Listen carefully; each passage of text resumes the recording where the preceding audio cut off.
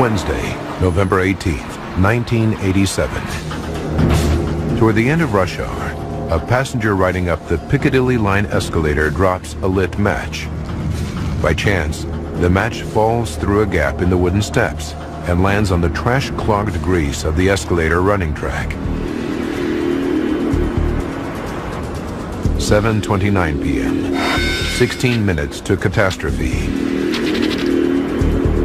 As the fire takes hold beneath the escalator, commuter Philip Squire sees the glow. He tells the ticket collector, but when they look from the top, the 30-degree angle hides it from view. 2 minutes to disaster. Firefighters arrive and assess the fire. It should be easy to contain. But what they can't see is that the trench effect is causing gases from the fire to superheat the wooden steps. 20 seconds to go. As passengers step into the ticket hall, the superheated stretch of escalator spontaneously ignites.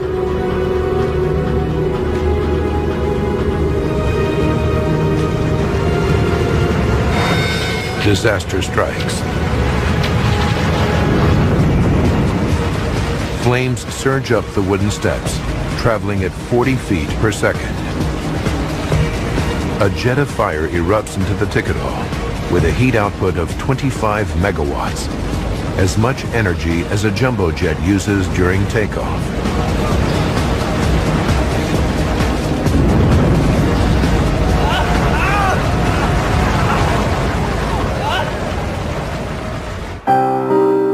"31 people caught in the ticket hall inferno die from burns and inhalation of toxic smoke." Underground, the main part of the station was cut off from the surface. The fire had started on an escalator leading from the Piccadilly line train into the ticket hall. It engulfed the hall, and smoke billowed back down the escalator to the platforms below, where trains were still arriving.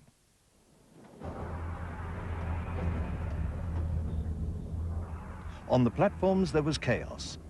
Officers didn't know the layout of the station, or that there was another route, the Midland City entrance, through which passengers could have escaped. The only way out was the same way most had arrived, by train.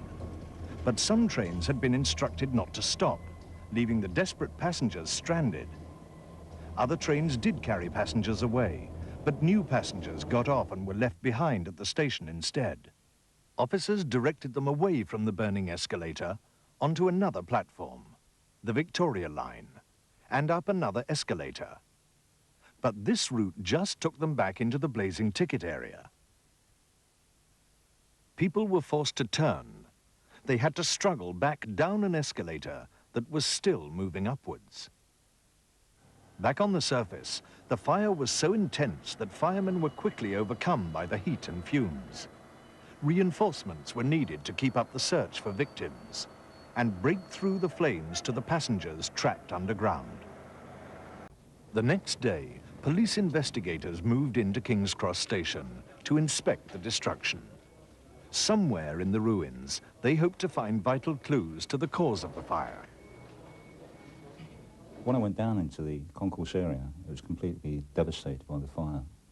I actually looked around and saw that the booking office, which was made of both plywood and metal, had been completely destroyed. The walls were black. The air itself was very, very smoky still, quite clearly, the next morning. The roof had gone, the ceiling had fallen down. The top of the escalators were completely destroyed, the handrails and the woodwork of the escalators.